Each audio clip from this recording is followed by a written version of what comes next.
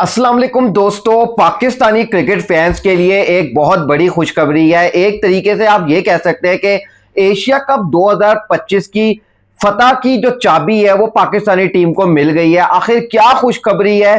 पाकिस्तान के लिए ओपनिंग का मसला जो है वो हल हो गया और बेहतरीन तरीके से पाकिस्तान की ओपनिंग का मसला हल हो गया। आज की इस वीडियो में इस सवाल से करेंगे बात, तो साथ ही साथ बात करेंगे farmer Australian cricketer Adam Gilchrist, जो कि अपने जमाने के खुद एक बेहतरीन ओपनर रहे हैं, जारे मिजाज ओपनिंग बल्लेबाज रहे हैं। उन्होंने भी एक बड़ी स्टेटमेंट दी है पाकिस्तान की ओपनिंग जोड़ी को लेकर। आखिर क्या कहा है एडम गिलक्रिस्ट ने? आज की वीडियो में उस सवाल भी करते हैं बाद में। सबसे पहले आप लोगों की दरख्वास्त है कि अगर आप नए व्यूअर थे तो जल्दी से हमारे इस चैनल को कर दीजिए सब्सक्राइब और साथ ही साथ बेल के आइकॉन को लाजमी हिट करेगा। इन दिनों दोस्तों पाकिस्तान सुपर लीग का 10वां एडिशन जो है वो अपने आबोताब के साथ जारी है। इब्तदा के जो मैचेस हैं वो रावलपिंडी क्रिकेट स्टेडियम और नेशनल क्रिकेट स्टेडियम कराची में खेले जा रहे हैं, जबकि लेटर ऑन इस टूर्नामेंट के बकिया मैचेस जो है वो मुल्तान और लाहौर के कजाफी स्टेडियम में खेले जाएंगे। बाय द वे फाइनल भी कजाफी स्टेडियम लाहौर में ही खेला जाएगा।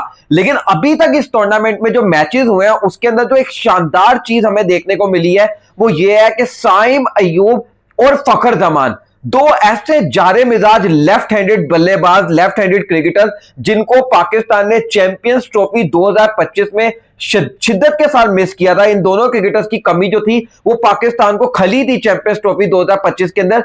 अब दोनों के दोनों क्रिकेटर एक साथ इंटरनेशनल क्रिकेट में यानी कि पाकिस्तान सुपर लीग में वापस आए हैं और क्या ही शानदार तरीके से वापस आए हैं। दोनों के बल्ले जो है वो इस वक्त आग उगल रहे हैं, दोनों के बल्ले जो है इस वक्त बेहतरीन तरीके से चल रहे हैं। आप लोगों को याद होगा व्यूअर्स कि पाकिस्तान क्रिकेट का जो सबसे बड़ा मसला रहा है माजी में, या टी20 क्रिकेट में, वनडे क्रिकेट या इवन टेस्ट क्रिकेट में, वो पाकिस्तान का ओपनिंग ही रहता है। और दुनिया में भी ये वाली बात की जाती है कि जिस टीम के पास ओपनिंग अच्छी होती है वो टीम यूजुअली अच्छा करती हुई दिखाई देती है। और अब अगर आप देखें तो फखर जमान और साइम अयूब दोनों इंजरीज के बाद कमबैक कर रहे हैं। साइम अयूब ने जो अपना पहला मैच खेला था पेशावर ज़ल्मी के लिए, ऑल्दो पेशावर ज़ल्मी तो वो मैच हार गई कोयटा ग्लैडिएटर्स के खिलाफ, लेकिन साइम अयूब ने 50 लगाया उस मैच के अंदर, जबकि फखर जमान ने लास्ट नाइट लाहौर कलंदर की जीत में बेहतरीन किरदार अदा किया था अपनी 67 रनों की इनिंग्स के जरिए। तो दोनों के दोनों क्रिकेटर्स जो है वो फॉर्म में दिखाई दे रहे हैं। और इसके साथ अगर आप एड ऑन करना चाहेंगे तो आप मोहम्मद रिजवान की बल्लेबाजी की बात कर सकते हैं। वो 63 गेंदों पर 105 रनों की इनिंग्स जो मोहम्मद रिजवान ने मुल्तान सुल्तान के लिए खेली थी वो अपने आप में एक दिलकश इनिंग्स थी। ऑल्दो रिजवान के बाद तनकीद हो रही है, आपको पता है जो नाकिदीन होते हैं वो कभी नहीं खुश होते, तो रिजवान की उस इनिंग्स के बाद भी रिजवान पे तनकीद हो रही है कि जी मैच आपकी टीम हार गई। रिजवान ने 63 गेंदों पर 105 बनाए, तो सामने से जो थे वो जो जेम्स विंस थे उन्हें 43 गेंदों पर 101 रन बनाकर अपनी टीम को मैच जितवा दिया, यानी कराची को मैच जितवा दिया। अब मैं यहां पर मतलब कुछ ज्यादा तो नहीं कुछ कहना चाहूंगा, बस जो अकल के अंधे होते हैं उनको सिर्फ इतनी सी बात बोलना चाहूंगा कि रिजवान ने जितनी मर्जी गेंदों पर सेंचुरी बनाई थी, उसकी टीम ने 235 रनों का टारगेट दिया था, और अगर उसकी टीम 235 रनों का टारगेट देने के बाद भी मैच हार गई तो रादर ब्लेमिंग मोहम्मद रिजवान और the batting of Multan Sultan, आपको उनकी बॉलिंग को ब्लेम करना चाहिए। आप मतलब अजीब और गरीब आपका क्रिकेट एनालिसिस है जो लोग इस वक्त बात कर रहे हैं और कहीं ना कहीं रिजवान पे तनकीद के एलिमेंट को तलाश करने की कोशिश कर रहे हैं। लेकिन राइट नाउ व्यूअर्स एक अच्छी खबर है, खुशाइन खबर है पाकिस्तानी क्रिकेट फैंस के लिए कि यार टी20 का जो एशिया कप है जो कि इस साल भारत की मेजबानी में खेला जाएगा, लेकिन मोस्ट प्रोबेबली दुबई के अंदर ये एशिया कप टी20 खेला जाएगा, उससे पहले पाकिस्तान का जो ओपनिंग का मसला है वो सॉर्ट आउट हो गया है और बेहतरीन तरीके से सॉर्ट आउट हो गया। और मतलब आप जस्ट इमेजिन करें ना कि अगर फखर जमान और साइम अयूब अगर क्या मोस्ट प्रोबेबली ये दोनों जब पाकिस्तान के लिए ओपन करेंगे तो how dangerous opening pair they will be. मतलब मजा आएगा इन दोनों की बल्लेबाजी को देखने के लिए। एज ए क्रिकेट फैन हमेशा से मेरी एक ख्वाहिश रही थी कि मैं कभी फखर जमान और शर्जील खान को इकट्ठे पाकिस्तान के लिए ओपन करते हुए देख सकूं। चले वो ख्वाब तो पूरा नहीं हो सका, लेकिन अब अगर साइम अयूब और फखर जमान टुगेदर ओपन करते हैं तो what a pair it will B. मतलब मजा आ जाएगा इन दोनों की बल्लेबाजी को देखकर, और फैंस की उम्मीदें जो है वो यही है। और आप लोगों को एक और चीज बता दूं कि देखें 2025 के एशिया कप में अगर ये दोनों ओपन करते हैं और पाकिस्तान को हेड स्टार्ट देते हैं हर मैच के अंदर, तो पाकिस्तान के एशिया कप जीतने के चांसेस जो वो मल्टीप्लाई हो जाएंगे, काफी ज्यादा बढ़ जाएंगे। और अगर पाकिस्तान एशिया कप जीतता है तो फिर 2026 है उसका टी20 वर्ल्ड कप भी भारत की मेजबानी में भारत में और श्रीलंका में खेला जाना है, तो वहां पर भी पाकिस्तान के जीत के चांसेस जो है वो बहुत ज्यादा बढ़ जाएंगे। लेकिन जो सरदर्द रहेगा पाकिस्तान की मौजूदा सिलेक्शन कमेटी का वो ये रहेगा कि आया ओपन करवाया किससे जाए। मतलब हम बात तो कर रहे हैं कि फखर जमान और साइम अयूब का जो पेयर होगा वो शानदार रहेगा, लेकिन राइट नाउ मोहम्मद रिजवान जिस तरीके से डेवास्टेटिंग फॉर्म में दिखाई दे रहे हैं, फिर Babar Azam over the years Babar Azam बेहतरीन बल्लेबाज रहे हैं पाकिस्तान के लिए at the top of the order. तो सवाल तो ये भी रहेगा कि क्या बाबर ओपन करेंगे, क्या साइम ओपन करेंगे, फखर ओपन करेंगे, रिजवान ओपन करेंगे, ये एक मसला रहेगा। But I think it's a good headache to have.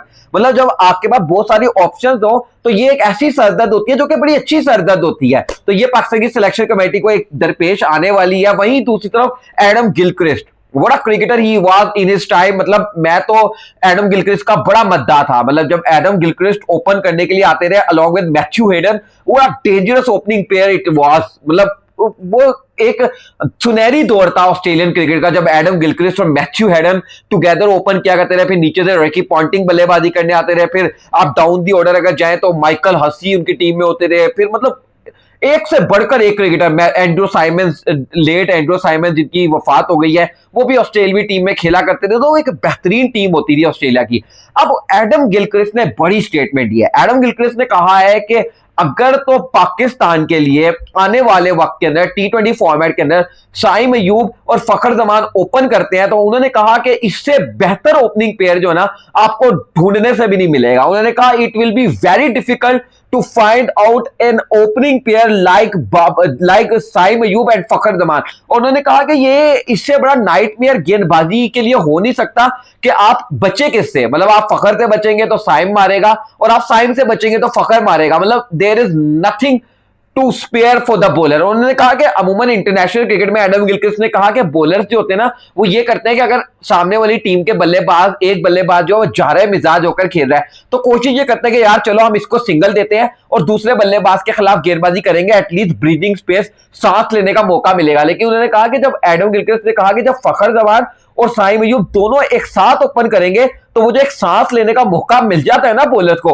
वो नहीं मिलने वाला। तो साइम अयूब और फखर जमान के हवाले से भाई एडम गिलक्रिस्ट ने तो बड़ी बात किया। उन्होंने कहा कि जो जाहिर सी बात है एशिया कप प्रोस्पेक्ट में तो वो बात नहीं कर रहे थे, लेकिन उन्होंने कहा जो 2026 का T20 वर्ल्ड कप होगा अगर पाकिस्तान एनी हाउ कोशिश कर इन दोनों को इकट्ठा ओपन करवा लेता है तो it will be great for world cricket, not only for Pakistan cricket. World cricket को बड़ा मजा आएगा, एज ए न्यूट्रल बड़ा मजा आएगा देखने का कि यार साइम और फखर जो है वो एक साथ ओपन कर रहे हो। तो भाई बड़ी जो बात कर दी है एडम गिलक्रिस्ट ने भी, और बाय द वे भी बस मजा तो आएगा। टू बी वेरी ऑनेस्ट हमने उस सुनहरे दौर को भी जिया है जब बाबर आजम और मोहम्मद रिजवान पाकिस्तान के लिए ओपन किया करते थे और क्या ही शानदार ओपनिंग जोड़ी थी। बट लेकिन वही वाली बात है ना, कुछ लोगों की रबिश जो है वो खा गई इन दोनों की ओपनिंग को। मतलब कुछ लोगों की अना जो है वो आड़े आ गई, कुछ लोगों की तस्कीन को, कुछ लोगों की जो अपनी सोच थी उसको सुकून पहुंचाने के लिए, जो भी आप कह सकते हैं, लेकिन इस जोड़ी को तोड़ दिया गया। लेकिन अब जब तोड़ दिया गया है तो फिर अब मेरा मानना यह है कि आई थिंक साइम अयूब और Fakhar Zaman can be even more dangerous than Babar Azam and Mohammad Rizwan. जो वो अपने दौर में किया करते रहे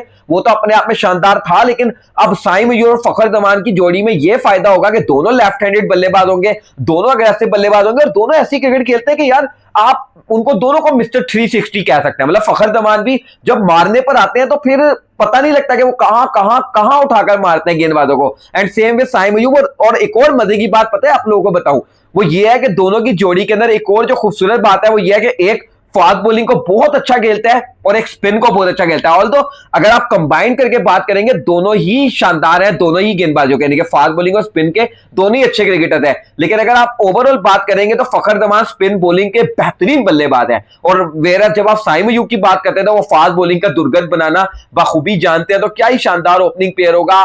चैंपियंस ट्रॉफी एशिया कप 2025 से पहले पाकिस्तानी क्रिकेट फैंस के लिए खुशखबरी है कि यार आपके जो ओपनर्स हैं वो ओपनर जिनको आपने मिस किया था चैंपियंस ट्रॉफी में, वो ओपनर जिनको फैंस ये समझते हैं कि पाकिस्तान के लिए बड़ा कारनामा अंजाम दे सकते हैं, चले अब वो दोनों के दोनों फॉर्म में आ चुके हैं। और फिर रिजवान भी नीचे से रन बना रहे हैं। अल्लाह करे कि बाबर आजम भी पाकिस्तान सुपर लीग के इस एडिशन के अंदर ढेरों ढेर रन बनाए और फिर मजा आएगा। देखना होगा, अभी तो मोहम्मद हारिस भी है, फिर हसन नवाज ने भी रिसेंटली आपको पता है सेंचुरी बनाई थी पाकिस्तान के लिए, लेकिन हसन नवाज का खैर मुझे इतना कोई चांस दिखाई नहीं दे रहा। लेकिन मोहम्मद हारिस हैं, वो भी रन बनाएंगे तो वो भी पाकिस्तानी टीम में आ सकते हैं। तो मजेदार एक कंपटीशन जो है ना वो पाकिस्तान के T20 स्क्वाड के लिए बन रहा है। अब आप लोगों की सवाल क्या रहे हैं कमेंट सेक्शन में जरूर आएगा। वीडियो को लाइक करके चैनल को सब्सक्राइब करेगा, साथ ही साथ बेल के आइकन को लाजमी करेगा। मुलाकात करते हैं नेक्स्ट वीडियो में, तब तक के लिए अल्लाह हाफिज।